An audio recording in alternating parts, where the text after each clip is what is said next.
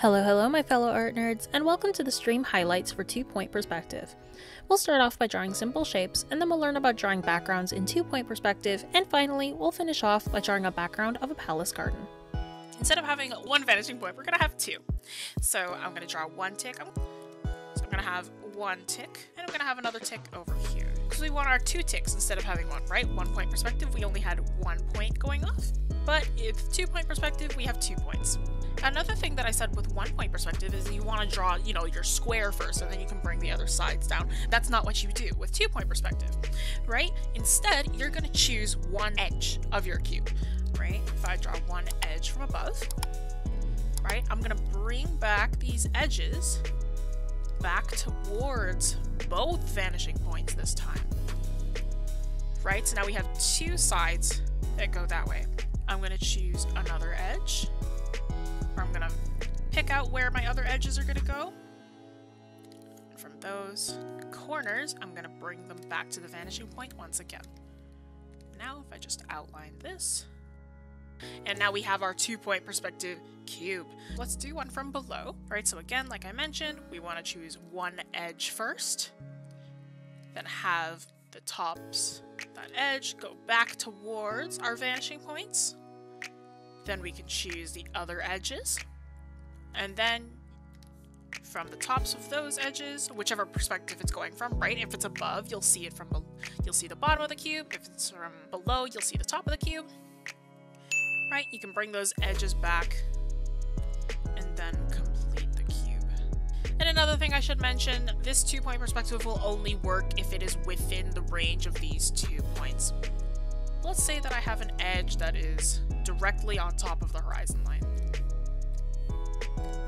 Right, so if I bring back these edges, but this time I will only be drawing the vertical lines. There is no top or bottom that is exposed.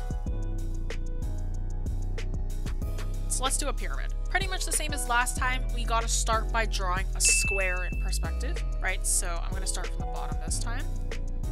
So coming from your vanishing points, you're gonna have, this V shape. And you're gonna choose the other edges of your square to bring back to the vanishing points. All right, so you start with that V, and then you choose the other edges that you will have. Take each corner, going across from each other, and from that middle point, bring it upwards. And then just connect back down to the edges. We're going to do cylinders first, and then we're going to get into spheres, because spheres are the harder one. In 2-point perspective, we need to figure out where we want it to be facing, right? So maybe I want it facing this way. But first, what I need to do is draw a rectangular prism. Right? It's got to be a long one, though. This time we're going to connect every single edge of it as well. What we're focusing on now is these 2 squares that we've drawn, because these are what we are going to be turning into circles, right? So if you remember from last week, we're going to be doing the exact same thing. Remember, we need to connect all of our sides.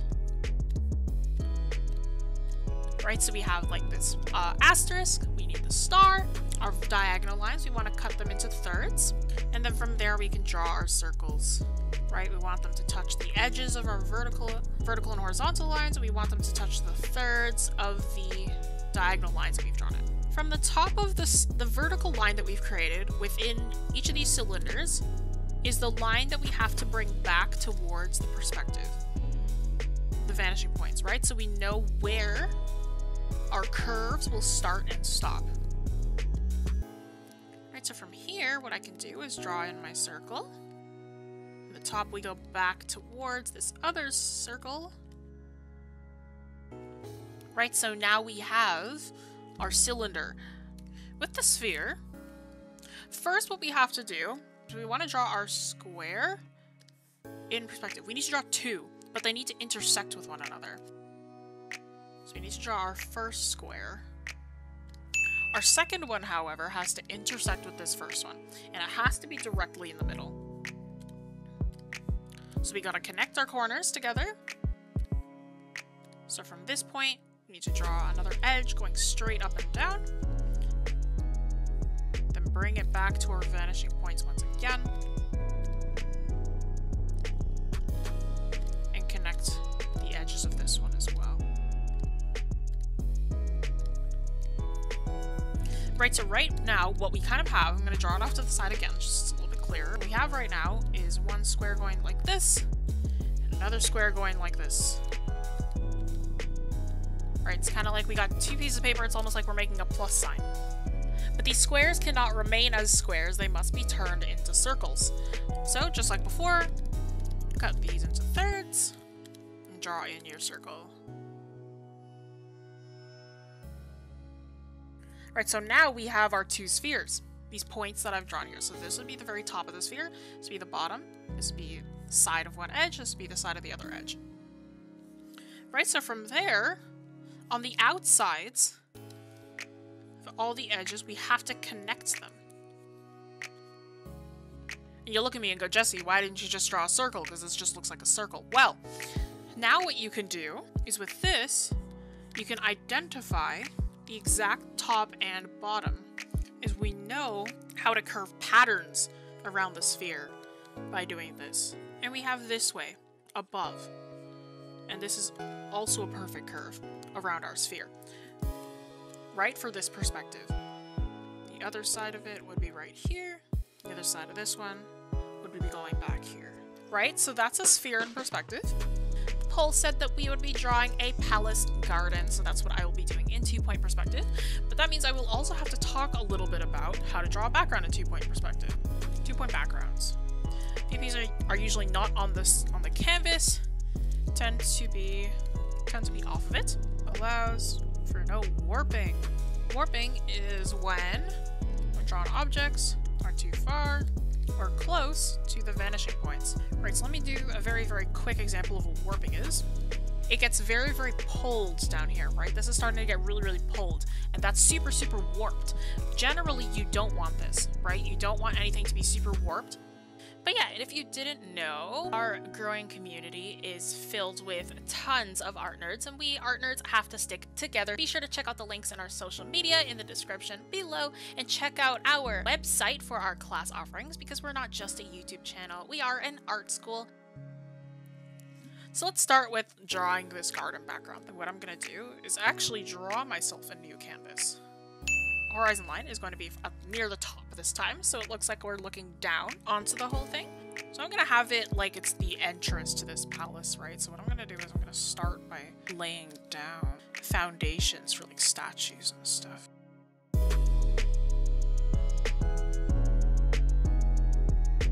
Right, also when it comes to backgrounds, especially in perspective and stuff, you want to lay down your very basic shapes first before you get into any really nitty-gritty.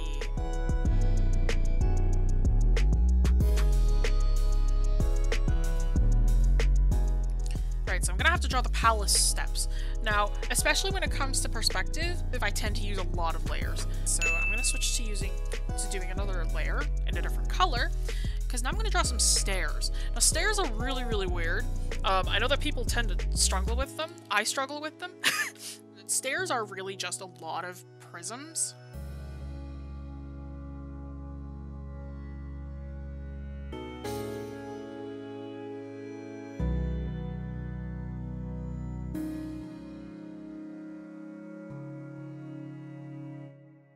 I've kind of got my sketch going down here, so now I'm going to make a cleaner sketch path.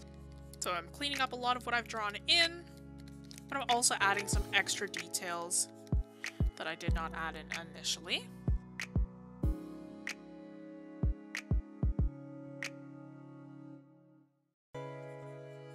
I mentioned it in the previous stream as well, but an easy way to tell how you should curve your circles and everything like that is it depends on which angle or where it is in relativity to the horizon line. Right, so if your horizon line if your curve is above the horizon line, it should be curving upwards and should get more intense the farther away from the horizon line you are. And if it's below, then it should be curving downwards.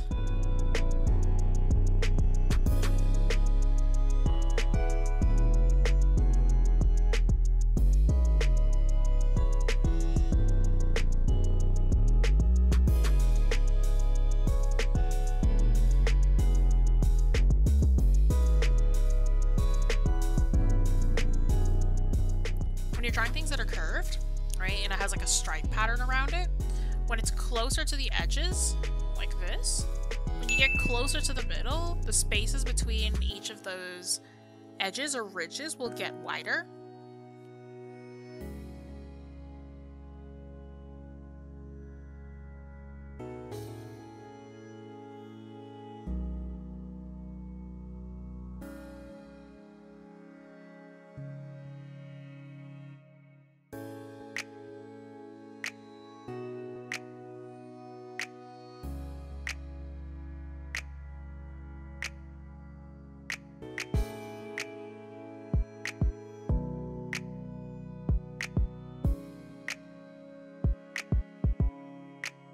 So I've kind of got a semi-cleaned up background here. So what I'm going to do now is I'm going to actually clean it up. Right, line art hierarchy.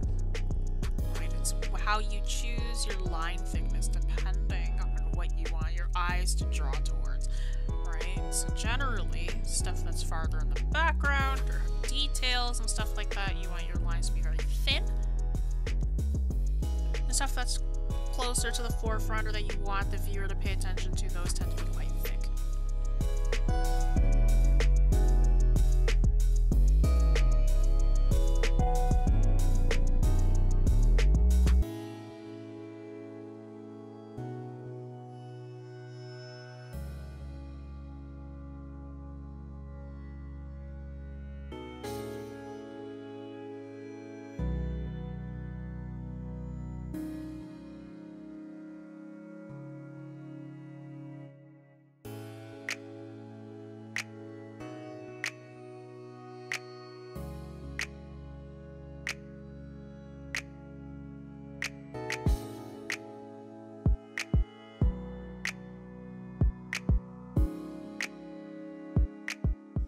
The thing with lines too is depending on where it is in the scene, you can also kind of cut them off. Now the thing with what I mean by that is, like, you know, there's a lot of detail in this area, I'm just not gonna complete the line.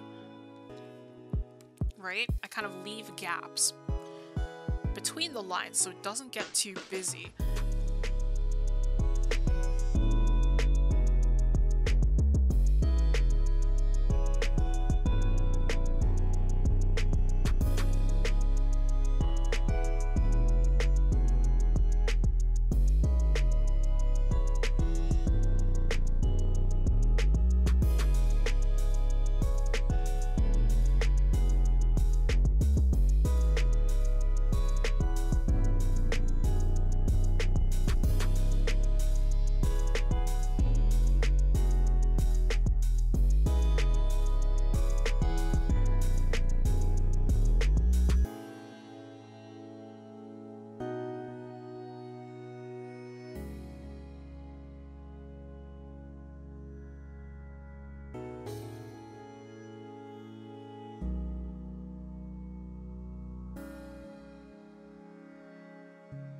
Check out our livestream replay, link in the description below.